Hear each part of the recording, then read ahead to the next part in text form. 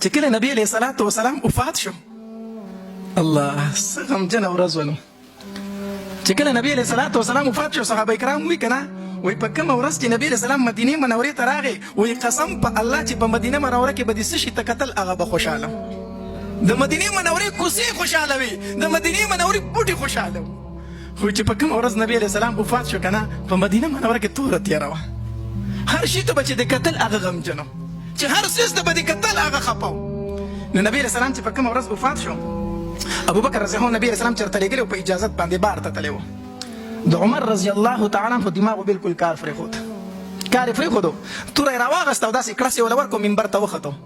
وی خلک وی دا منافقین، وی دا منافقین وی چې نبی علیه السلام وفات شوی دی، وی زه دا خبره خو دې څوک وکړي، وی زه دې سر وم سر، وی نبی علیه الصلاة والسلام د الله ملاقات له تللی څنګه چې موسی علیه السلام کوهي تور ته تللی و. نبی علیه السلام وفات شوی نه دی، دا وی د منافقین یو پروپاګنډه خوره کړې ده.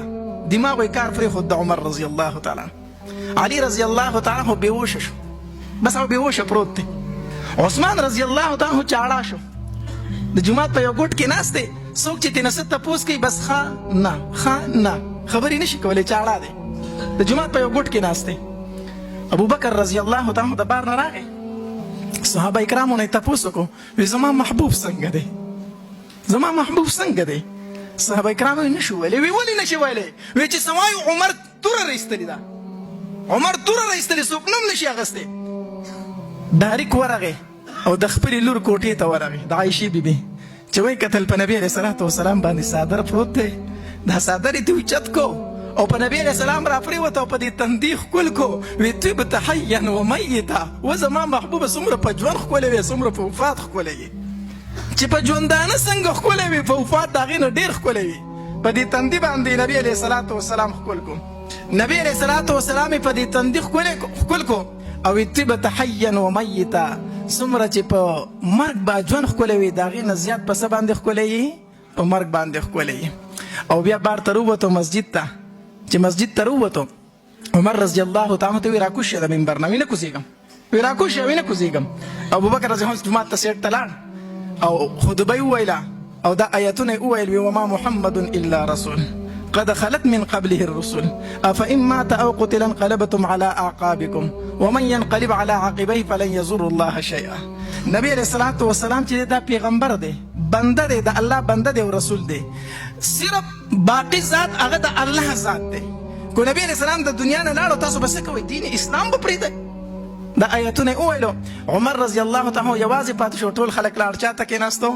ابوبکر رضی الله عنه. عمر رضی الله عنه فرمایي وی قسم په الله په دغه ورځ باندې وی ما د آیتونه چې واورېدم ما چې دا نن نازل شو، چېرته وی د ذهنه مې د آیتونه وتي وو، ما چې دا نن نازل شو.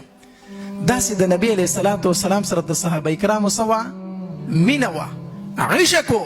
نو خبره مې دا کوله چې د داسې پروګراماتو مقصد او مطلب هغه د نبی علیه الصلاة والسلام سره څه پیدا کولی؟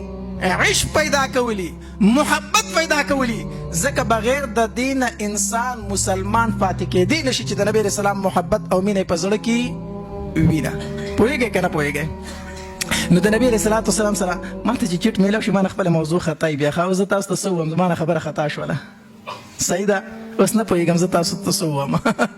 نو ما خو یو موضوع راغستې وه، خو به هر حال یو ځای باندې به ما خلاصوله، خو زما نه خپله موضوع خطا ده.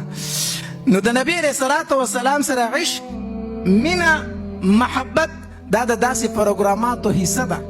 د نبی علیه السلام عشق او محبت په د پلار نه مخکې، د زوی نه مخکې، د قام نسب نه مخکې، چې په کم کار باندې نبی علیه السلام خفه کېږي، نسب دې خفه شي، زوی دې خفه شي، پلار دې خفه شي، خو چې نبی علیه الصلاة والسلام خفه نشي.